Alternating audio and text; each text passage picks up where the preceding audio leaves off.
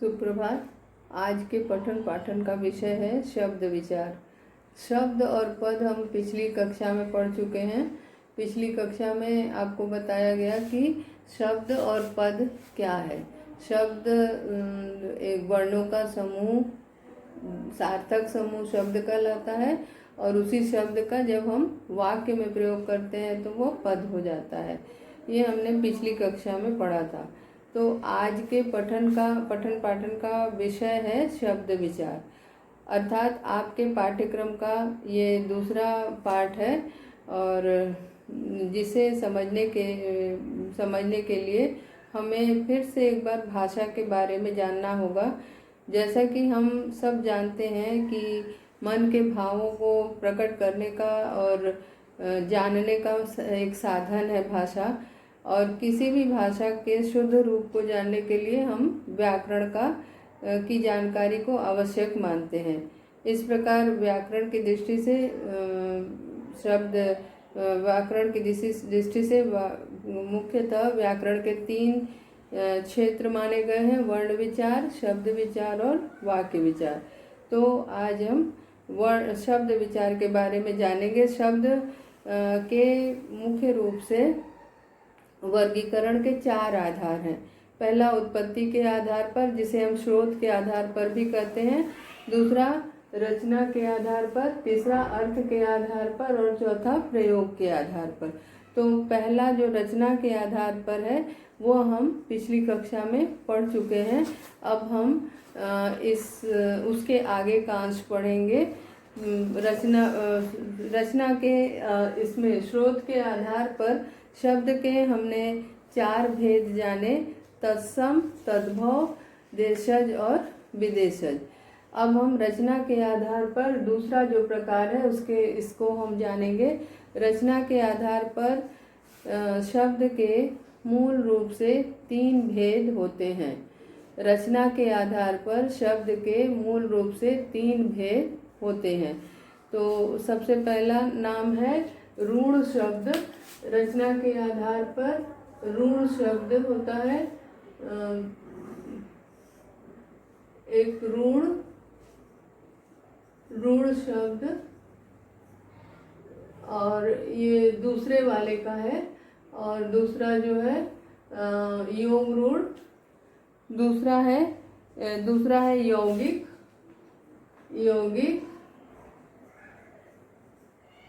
यौगिक शब्द, और तीसरा है योग ऋण।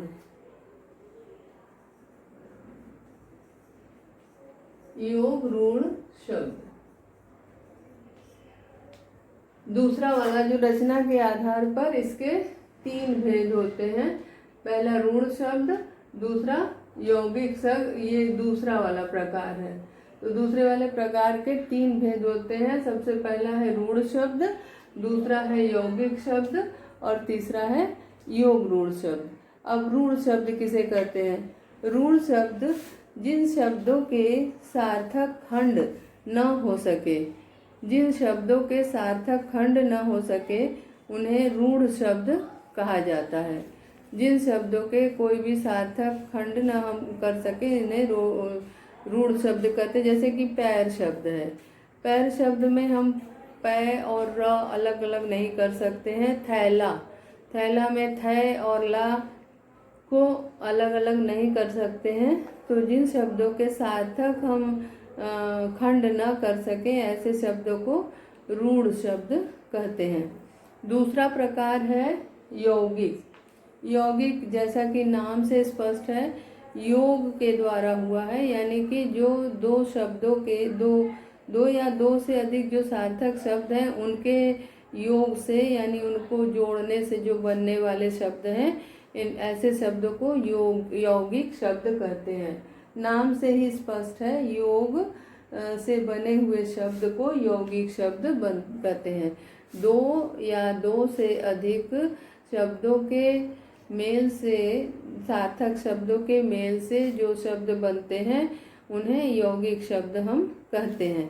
अब जैसे यौगिक शब्द में आप यदि पाठ और प्लस शाला, पाठ यानी पढ़ना और शाला माने घर, पढ़ने का घर।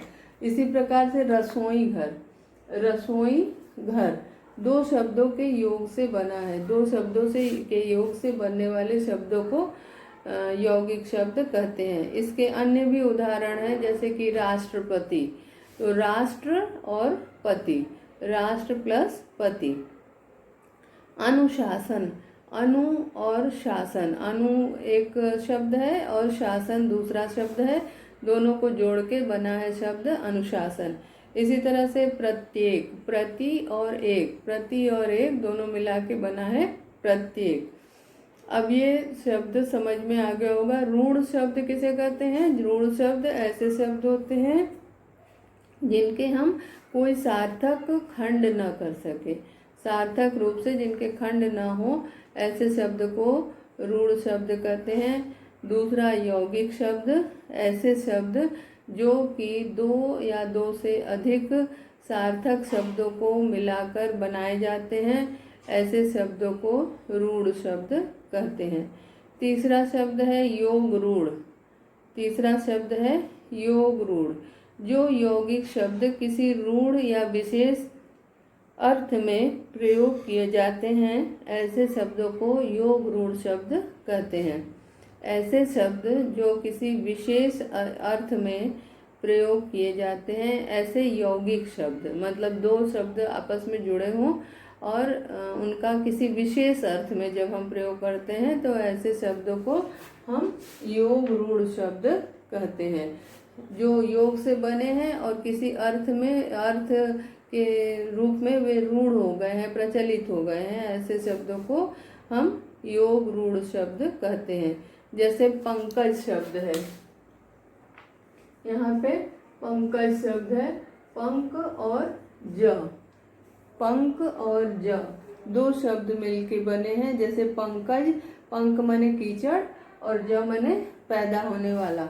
तो यहाँ पे पंकज यानी कि कीचड़ में पैदा होने वाला, लेकिन कीचड़ में तो बहुत से वो पौधे पैदा होते हैं, लेकिन यहाँ पे कमल को ही हम कीचड़ कहते हैं। यानी कमल जो है, कमल, पंकज जो है वो कमल के नाम के, पंकज के, कमल के अर्थ से वह रूढ़ हो गया है, यानी प्रचलित हो गया है।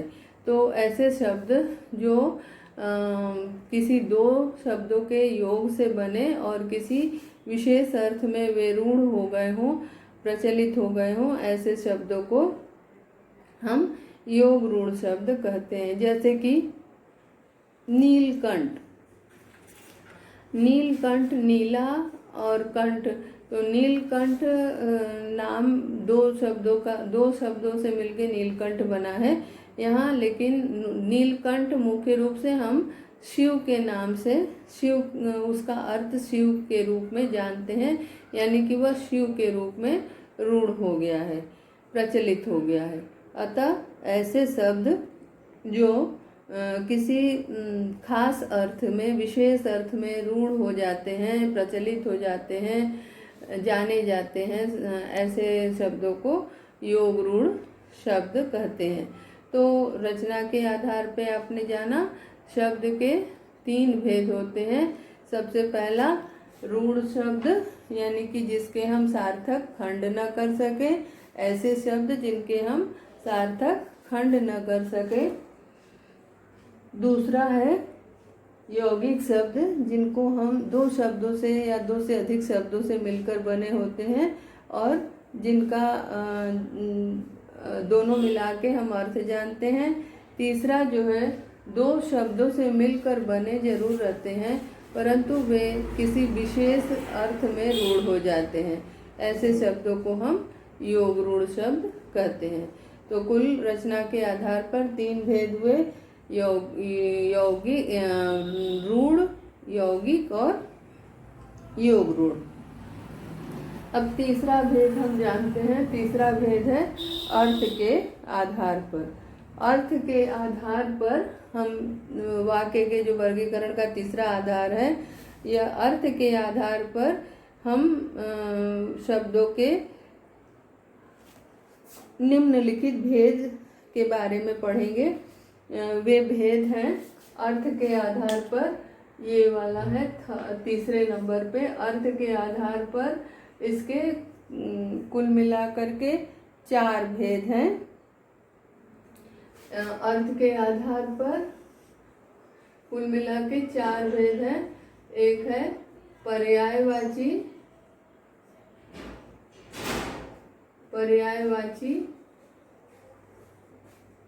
दूसरा है विलोम,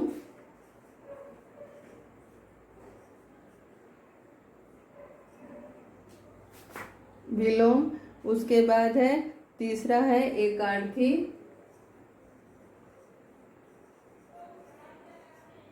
और इसके बाद है अनेकार्थी।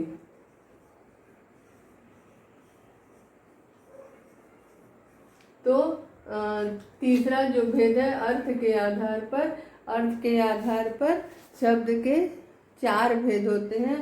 सबसे पहला है पर्यायवाची, दूसरा है विलोम, तीसरा है एकार्थी और चौथा है अनेकार्थी। तो आइए सबसे पहले पर्यायवाची के बारे में जानते हैं। पर्यायवाची किसे कहते हैं? किसी भी भाषा में प्रयुक्त समान अर्थ वाले शब्दों को पर्यायवाची कहते हैं। किसी भी भाषा में प्रयुक्त समान अर्थ वाले शब्दों को पर्यायवाची कहते हैं। जैसे आकाश, आकाश का गगन, अंबर,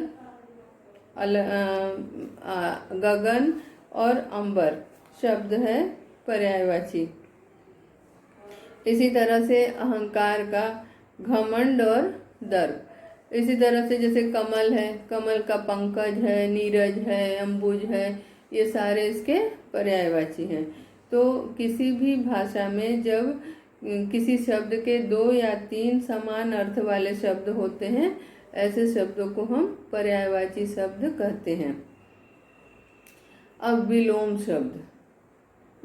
शब्द जो है ये किसी भी शब्द के जब हम विपरीत अर्थ प्रकट करने वाले शब्दों को जानते हैं, ऐसे शब्दों को विलोम शब्द कहते हैं। किसी भी शब्द के विपरीत अर्थ को प्रकट करने वाले शब्दों को विलोम शब्द कहते हैं। जैसे कि दिन है तो रात, सुख है, दुख, आदि है तो अंत, लाभ है तो हानि, उसका उल्टा। माने विपरीत अर्थ बोलने वाले, विपरीत अर्थ बताने वाले, उल्टे अर्थ बताने वाले शब्दों को हम विपरीतार्थक या विलोम शब्द कहते हैं। इसके कई प्रकार हैं, बहुत सारे प्रकार हैं। और इसके पश्चात हम पढ़ेंगे एकार्थी शब्द। एकार्थी शब्द किसे कहते हैं? जिस शब्द के केवल एक ही अर्थ हो, ऐसे शब्द जिनके केवल एक ही अर्थ हो, ऐसे एक अर्थ वाले शब्दों को हम एकार्थी शब्द कहते हैं। जैसे कि आपको ये अगर पंडित जी बोले नेहरू जी, तो उनका मूल रूप से एक ही अर्थ जाना जाएगा कि हमारे प्रधानमंत्री, प्रथम प्रधानमंत्री पंडित जवाहरलाल नेहरू। गांधी जी यदि हम बोलते हैं तो गांधी जी का भी एक ही अर्थ जाना जाएगा, हमारे जो राष्ट्रपिता महात्मा गांधी। इसी तरह से जिन शब्दों के केवल एक अर्थ हो, एक से अधिक अर्थ न हो, एक ही अर्थ में जो जाने जाए, ऐसे शब्दों को हम एकार्थी शब्द कहते हैं। इसके पश्चात चौथा प्रकार है अनेकार्थी शब्दों का। अनेकार्थी शब्द में एक ही शब्द के एक से अधिक अर्थ होते हैं। एक ही शब्द के जहाँ पे एक से अधिक अर्थ हो, ऐसे शब्दों को एकार्थी शब्द कहते हैं। एक शब्द के जहाँ एक से अधिक अर्थ हो, वहाँ उसे एकार्थी शब्द कहते हैं। एक शब्द के एक से अधिक अर्थ हो, अनेकार्थी शब्द एक से अधिक अर्थ वालों को अनेकार्थी शब्द कहते हैं। जैसे कि आप हार लीजिए, हार शब्द लीजिए। हार शब्द का एक अर्थ होगा पराजय, दूसरा अर्थ होगा गले की माला। हार शब्द का दो अर्थ हो गया। इसी तरह से गोली शब्द अगर हम लेते हैं तो गोली शब्द का एक दवा वाली गोली हो जाएगी जिसे हम डॉक्टर देते हैं, हम खाते हैं, और दूसरा जो है बंदूक वाली गोली हो जाएगी। और इस तरह से दो अर्थ हो गए। और एक गोली जो बच्चे खेलते हैं वो वाली गोली हो जाएगी। तो इस तरह से तीन अर्थ हो गए। एक हम दवा वाली गोली हम जानते हैं, दूसरा जो है बंदूक वाली गोली, और तीसरा जो है बच्चे जो खेलते हैं वो वाली गोली। तो एक से अधिक अर्थ हो गए। जहाँ भी किसी भी शब्द के एक से अधिक अर्थ हो जाते हैं उसे हम अनेकार्थी बोलते हैं। जैसे कि आपको हमने दो उदाहरण दिया, उसी प्रकार से जैसे आपका कर है, कर शब्द, कर शब्द एक हम हाथ के अर्थ में लेते हैं। कर माने सूर्य की किरणें, कर माने हाथी का सूंड होता है, ठीक है। तो इस तरह से जब हम एक से अधिक अर्थ वाले जो शब्द होते हैं उन्हें हम अनेकार्थी शब्द कहते हैं। तो आपने जाना कि रचना के आधार पर तीन भेद। सबसे पहले स्रोत के आधार पर आपने जाना कि उसके चार भेद होते हैं। सबसे पहला तत्सम, तद्भव, देशज और विदेशज। इसके पश्चात आपने दूसरा भेद जाना रचना के आधार पर। रचना के आधार पर आपको बताया गया कि रचना के आधार पर शब्द के तीन भेद होते हैं, रूढ़, यौगिक और योग रूढ़। तीसरा भेद आपको हमने भी बताया अर्थ के आधार पर शब्द के भेद। तो अर्थ के आधार पर जब शब्द के भेद करेंगे तो इसके चार भेद होंगे। जैसे कि आपको पर्यायवाची बताया गया, विलोम बताया गया, एकार्थी बताया गया और अनेकार्थी बताया गया। अब चौथा भेद हम लेते हैं प्रयोग के आधार पर शब्द के भेद। प्रयोग के आधार पर शब्द के कितने भेद होते हैं? चौथा भेद जो है प्रयोग के आधार पर। प्रयोग के आधार पर दो भेद होते हैं चौथे वाले का। सबसे पहला है प्रयोग के आधार पर सामान्य शब्द। एक सामान्य शब्द है,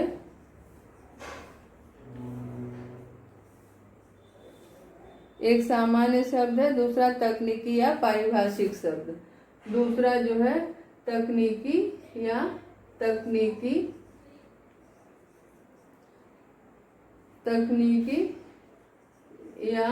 पारिभाषिक शब्द।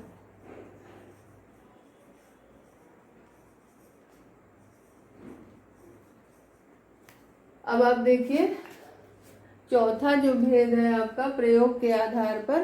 प्रयोग के आधार पर इसके दो भेद हुए, एक सामान्य शब्द और एक तकनीकी या पारिभाषिक शब्द। अब सामान्य शब्द क्या है? सामान्य शब्द जो है आम जनजीवन में प्रयोग होने वाले जो शब्द होते हैं वे सामान्य शब्द कहलाते हैं। आम जनजीवन में जो शब्द प्रयोग किए जाते हैं वे आम जीवन के प्रयोग किए जाने वाले शब्दों को सामान्य शब्द कहते हैं। जैसे दाल है, खाट है, लोटा है, सुबह है, ये सारे जो है आम जनजीवन में प्रयुक्त होने वाले शब्द हैं। इनको हम तकनीकी शब्द कहते हैं। अब इनको हम सामान्य शब्द कहते हैं। अब तकनीकी शब्द किसे कहते हैं? वे शब्द ज्ञान विज्ञान अथवा विभिन्न व्यवसायों के लिए विशेष अर्थ में प्रयोग किए जाते हैं, वे पारिभाषिक शब्द कहते हैं। इन्हें तकनीकी शब्द भी कहते हैं। जैसे कि रसायन शास्त्र, समाजशास्त्र, अधीक्षक आदि शब्द। अब आपको पद के बारे में बताते हैं। पद के भी 8 भेद होते हैं। पद के मुख्य रूप से 8 भेद होते हैं। सबसे पहले हम पद के भेदों को जानेंगे। पद के भेद।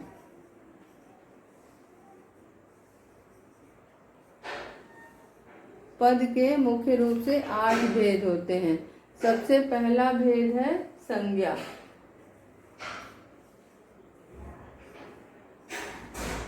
सबसे पहला है पद का भेद संज्ञा। दूसरा भेद है सर्वनाम, तीसरा भेद है विशेषण, चौथा भेद है क्रिया, पांचवा भेद है अव्यय। अव्यय कहते हैं, अव्यय के अंतर्गत सारे अविकारी शब्द आ जाते हैं। अव्यय यानी कि जो शब्द किसी लिंग वचन और कारक के प्रयोग से न, जिसमें कोई स्वरूप में, उनके स्वरूप में कोई बदलाव न हो, ऐसे शब्दों को अव्यय शब्द कहते हैं। तो आपके अव्यय शब्दों में क्या क्या आएगा? एक तो क्रिया विशेषण आ जाएगा, यानी पद के पांचवें भेद के रूप में क्रिया विशेषण, छठे भेद के रूप में संबंध बोधक, और सातवें के लिए सातवें भेद के रूप में समुच्चय बोधक, और आठवें भेद के रूप में विस्मय आदि बोधक।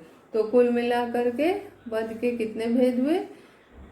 पहला संज्ञा, दूसरा सर्वनाम, तीसरा विशेषण, चौथा क्रिया, पांचवा क्रिया विशेषण, छठवां संबंध बोधक, और सातवां समुच्चय बोधक, और आठवां विस्मय आदि बोधक।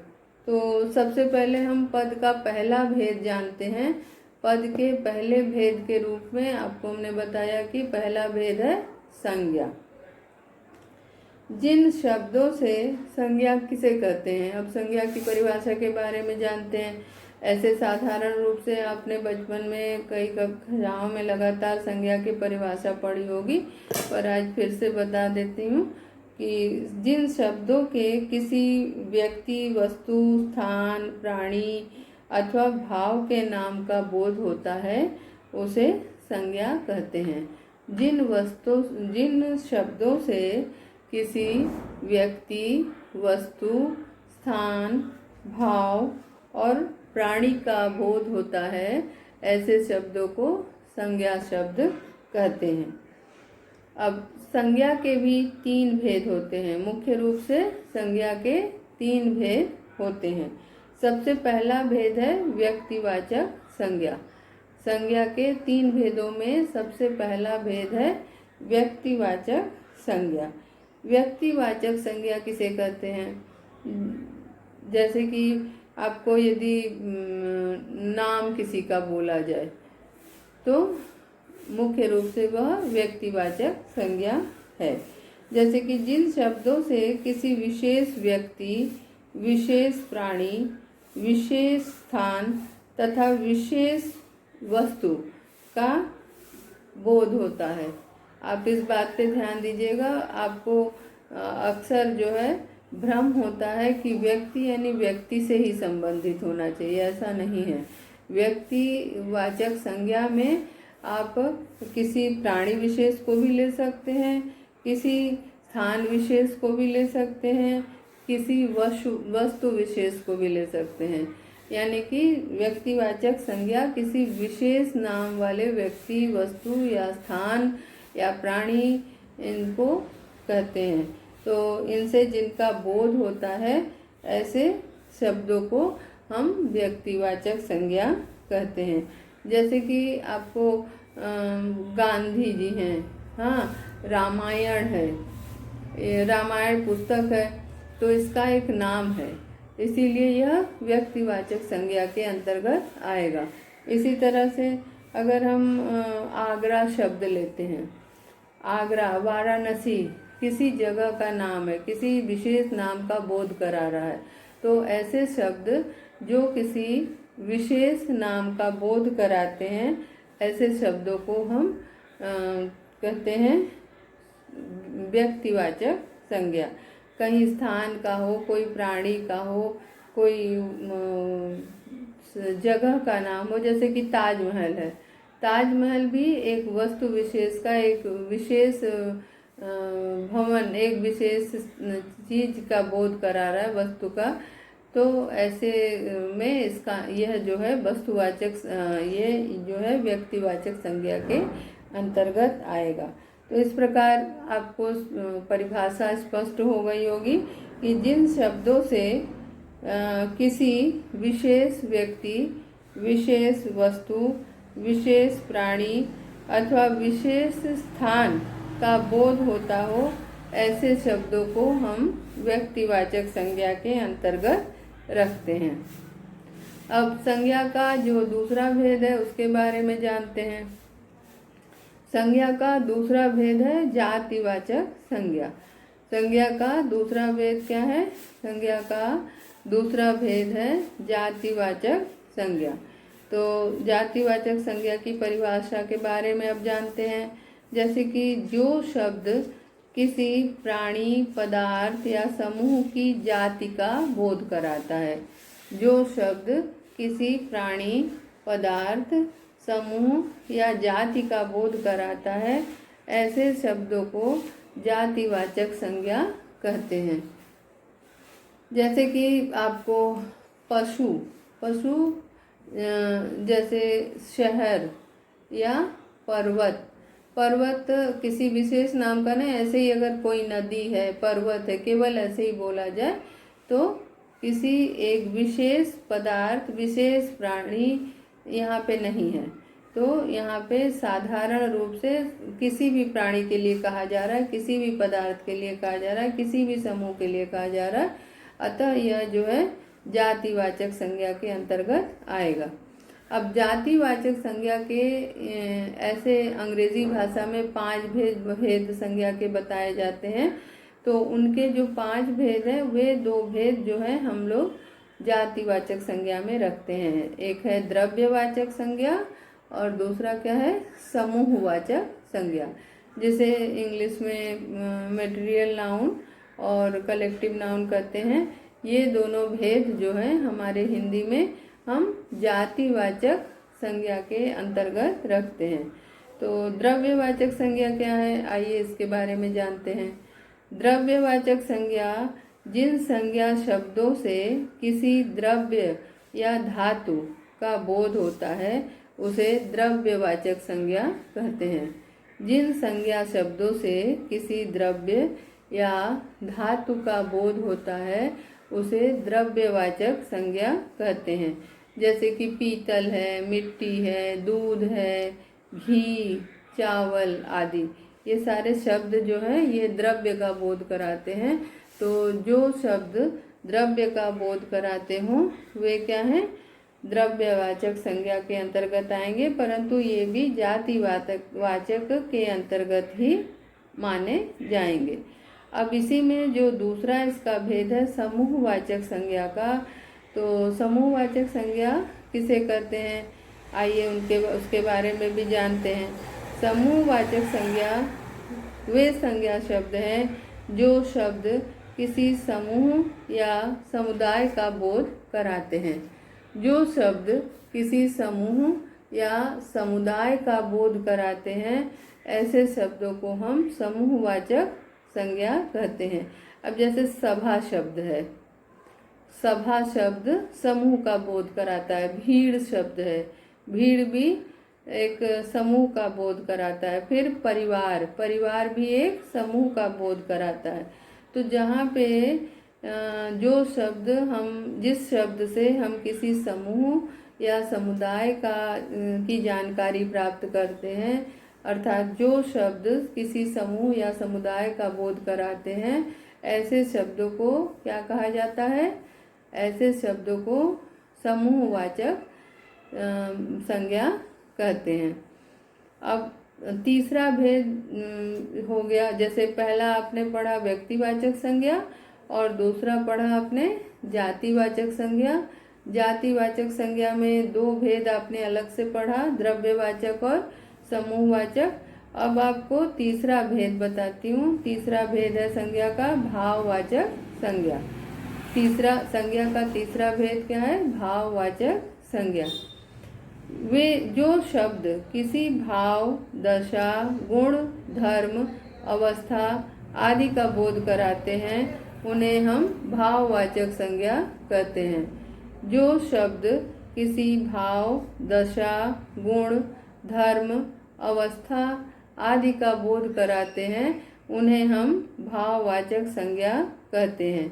जैसे बचपन है, सच्चाई, मोटापा, शीतलता, ईमानदारी, चढ़ाई आदि शब्द जो भावों को व्यक्त करते हैं, ये अवस्था, गुण, धर्म, दशा आदि का बोध होता है, ऐसे शब्दों को हम भाववाचक संज्ञा कहते हैं।